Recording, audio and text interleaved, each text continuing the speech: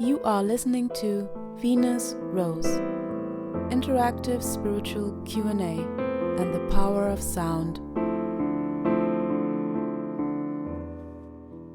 Music is like sunshine.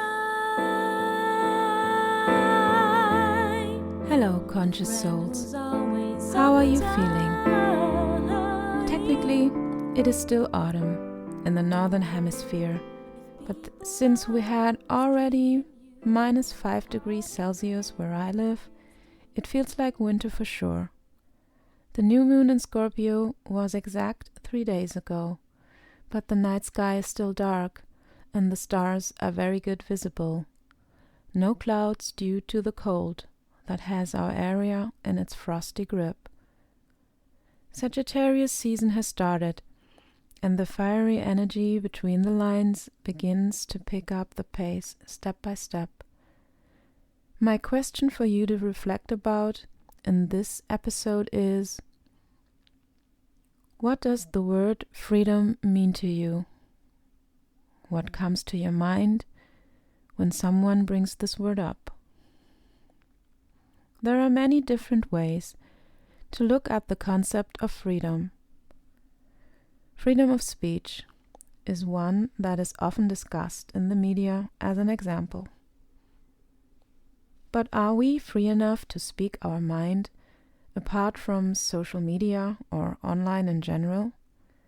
Can we be honest with our friends, family? Oh, the holidays are coming, and not everyone is happy to spend more time than usual with the fam. Most important though, do you feel free in your own skin? Or have you trapped yourself in a box of your perception and most likely in certain opinions that come with it?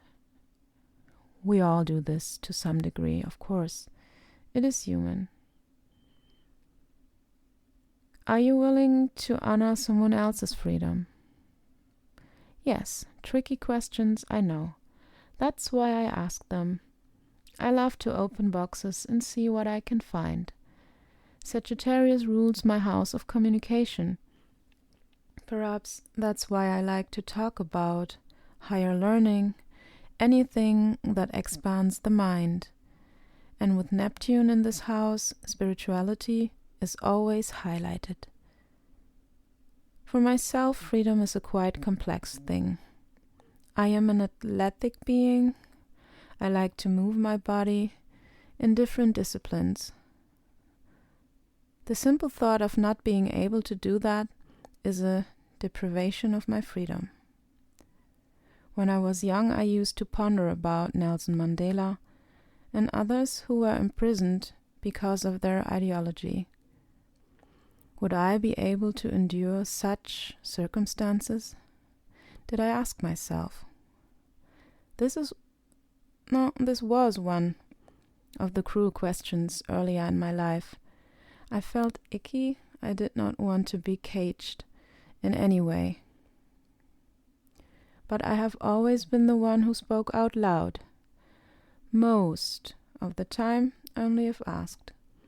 I still speak, no matter what it is about, despite the fact that others might not want to hear what I have observed.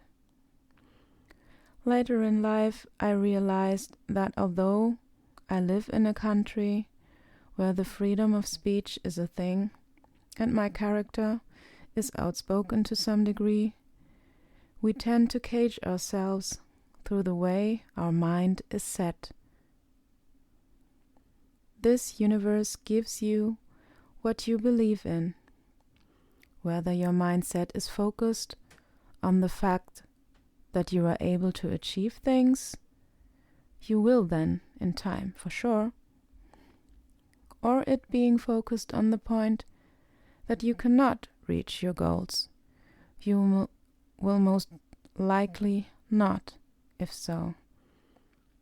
It is up to you, some would say. Well, superficially, yes.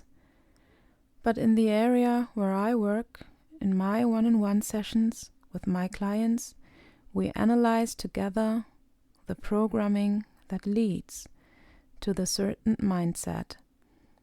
No one wants to be miserable or fearful or depressed. What if you are doing your positive affirmations, for example, and let's say bad luck still follows you around? Most of this stuff is layered deeply in our subconsciousness, or as I love to say, superconsciousness.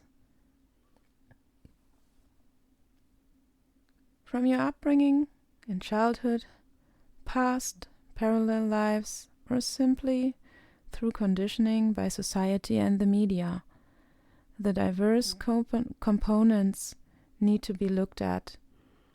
We need to dissect things and be aware in which way they influence us. Everything wants to be seen and recognized. Most of the time, that is the point where we can let go of stuff, like behaviors or other patterns. This is one of the vast areas I explore with people who have a one-on-one session with me. I do this for about 15 years now, and I use sound to get into areas in your mind, body and soul to assist you on your steps to the kind of freedom you personally seek. Check out the show notes for my email address in case you are interested in that kind of adventure. When I began to work on myself more intense, conscious eating, and more so conscious thinking, yes, detoxing from the poisonous, limiting beliefs that came from an inner ancestral critic and my foster family or others, was not the easiest. When we are used to a certain frequency, we are familiar and comfortable with it to some degree. And thoughts can be fast, right? The more I went forward on my personal spiritual path, things changed. My body responded differently. The mind was way calmer. Healing myself from trauma helped to take off an old heavy coat. At least I always knew I was wearing one, but many do not recognize it. What I have been experiencing ever since I have started with diverse kind of spiritual practices, meditations in particular, is that you get to a point where you dive into the vastness of Source. Some say God. Many people describe it in their own way. That is where I found true freedom. Today, even if I would be restricted by the outside, which of course I am to some degree, we all are, I haven't reached financial freedom yet to travel wherever I please, for example, but still, I can simply sit down in silence and my consciousness can go wherever I can think of. The beautiful bonfire energy of Sagittarius has just begun.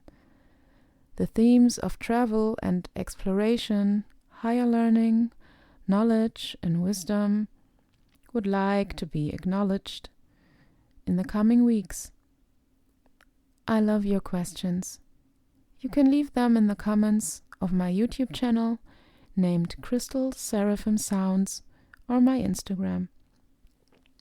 For those of you who do not have social media and love to send questions or would like to book a one-on-one session with me to get a soul reading about how to get to your own spiritual freedom, send me an email for further details. You can find everything in the show notes. Thank you so much for tuning in. Have a beautiful start into the new week, and as always, let me know what moves you. Love to you all. Rose.